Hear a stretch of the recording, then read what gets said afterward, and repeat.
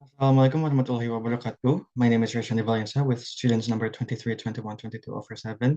Today, I would like to explain on how grammar can be taught through direct method. So I'll cover what the method is and how it works, its principle, practical teaching steps, and also the advantages and the disadvantages of the method. And at the end of the presentation, I would move directly to a short teaching demonstration video. Well, to start off, let's start with the definition and background. So the direct method, also called as natural method, it teaches language through meaningful communication using only the target language. So students understand meaning through gestures, objects, pictures, and real life context rather than translation. And instead of being given rules, students discover the patterns and use repetition. And this method came because grammar translation method was outdated, and some argue that learning language should be learned the way children learn their first language, so through listening and speaking and real communication. And then for the principles of the method, so direct method emphasizes the exclusive use of target language, such as inductive grammar learning, and then strong focus on speaking and listening before reading and writing.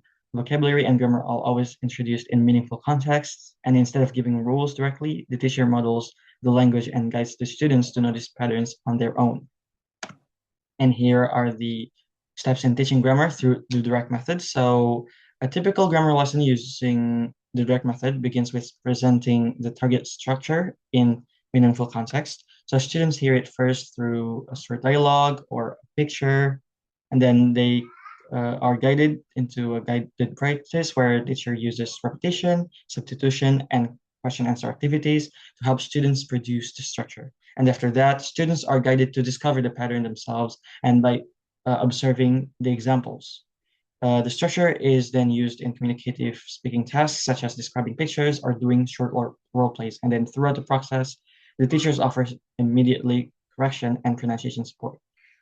And here are the advantages and disadvantages. So the advantages, this method helps students build fluency because they're actively engaged in speaking and listening throughout the lessons. And it also improves pronunciation, builds confidence, and makes grammar more memorable through real life use. And however, there's also disadvantages here. So this method can be challenging when used in the very large classes or beginners who struggle without translation. So it requires teachers who can manage the entire lesson in the target language, and some grammar points may be difficult to teach without brief explanation. So many teachers blend this method with other depending on the classroom needs. And here are the references I used for the um, this method. And let's go jump into the teaching demonstration.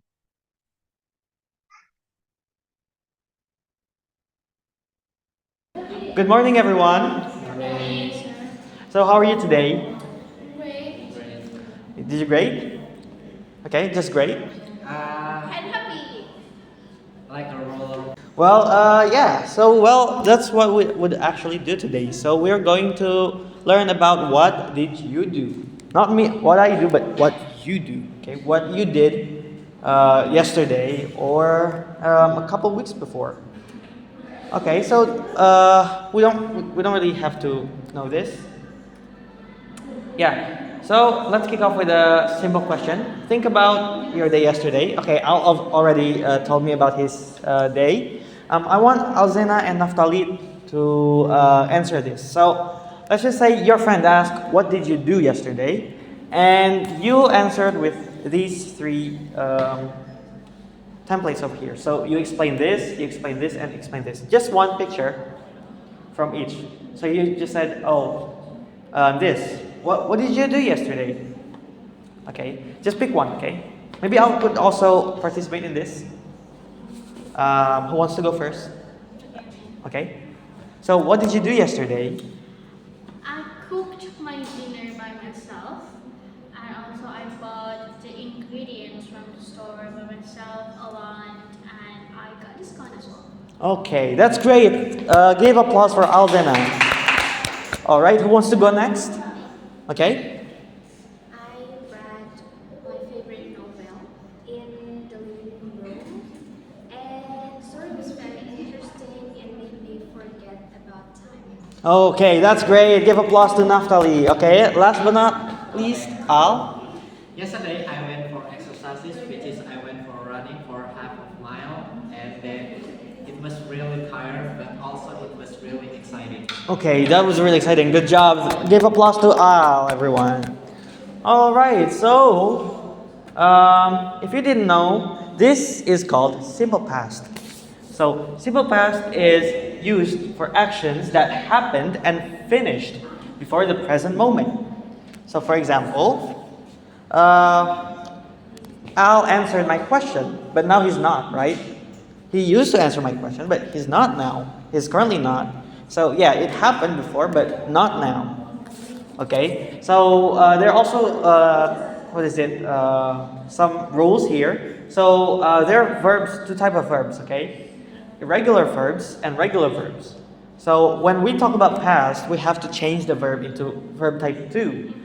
And for regular verbs, these verbs usually end with ed, such as cooked, for example, like Alzena said, and then walked.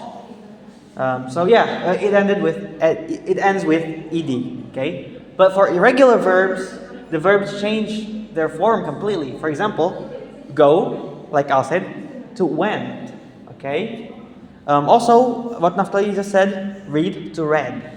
It doesn't really change, but you don't really add ed. So yeah, it's irregular. So the patterns are not always the same like the regular verbs. Okay. So I want you, when we learn about grammar, don't focus on this, all of this first. I want you to focus on using these for conversations and seeing them in context. Not just like, oh, the structure should be this or that. Okay, you just, what is it? You just practice it in conversational environments because practice makes perfect. Okay, now I want you to practice it with your friends. Ask your friends what did they do yesterday, and listen to carefully, and share your own to your friends. And then I'm going to, what is it? I'm going to let you go in front of me and tell what your partner just said. Okay, maybe I'm going to practice with Naftali, and Alzena could work with Al. Okay. Okay, so Naftali, what did you do yesterday? Okay. I cooked breakfast yesterday. I made fried rice and served it with eggs, and everyone loves it. Everyone's enjoyed it, and I felt proud of myself. Okay, that's great. Just a little bit of advice.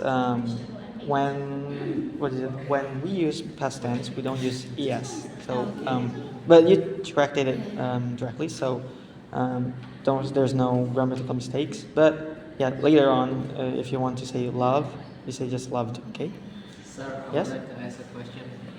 Is it only one sentence? It can be one sentence or two. Oh. That depends.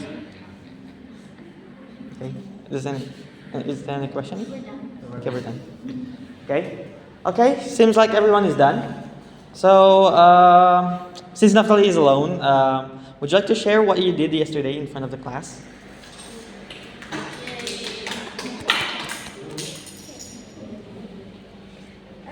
Yesterday, I cooked my breakfast for my family. I made fried rice and served it with eggs. Everyone enjoyed it, and I felt proud of myself. Okay, that's great. Okay, since I have corrected her, what is it? Gave her feedback before, so there's no feedback for me. That's great, Naftali. Give Naftali a round of applause once again. Okay, who wants to go first? But now, since you both work together, so I want you to tell what others just said. Okay? Who wants to go first between you? Okay, Alzina, please come forward. Okay, so Al said that he played football at the field yesterday. Okay, thank you, Alzina. You may sit. Please give Alzina a round of applause, everyone. Okay, lastly, I'll come forward. Okay, Alvina said yesterday she went to the grocery store to buy to both a vegetables. At the bottom of it. Okay, you may sit down. Okay, maybe a little bit feedback for me. When we say to, we don't really change the verb form. So to buy is just to buy. Okay, she went to the grocery to buy some. What is it? Vegetables. Vegetables. Okay, so when we use to, we don't really change the verb form. Okay, okay, but that's great actually. Thank you, Al. Okay, give Al a round of applause. Okay, so a quick review. Let's revisit initial question now that we've covered the basic of simple past tense. So I want you to make another form. And what did you do yesterday? Another form, another word, sentence. Just one sentence, just one of you. I want you to know whether you actually understand the material. Can you change the question? No, you just make another, what is it, sentence. About what Yeah. did you do yesterday? Before you just, what is it, you have a sentence, right? Now I want you to make another sentence Okay. telling what you did yesterday. Okay. Is it have to be real or fictional? It's up to you. It could be real, but if you don't really have anything interesting happening yesterday, you can also make it fictional. Maybe I would like to try. So Okay. yesterday I went to the cinema to watch a movie called Top Gun. Top Gun. Ooh, is it Tom good? Cruise. Was it Tom good? Was Cruise. it good? Oh, that's my favorite. Okay, okay, that's really great. Al, thank you for sharing. Okay, so before we end this meeting, does anyone have any question about this material? No, good. All good? Okay. Then I'll see you again in the next meeting. And next meeting will be about recontext, which will be connected to this, okay? Okay. Okay, thank you everyone for attending this class. See you again next week. Okay, thank you.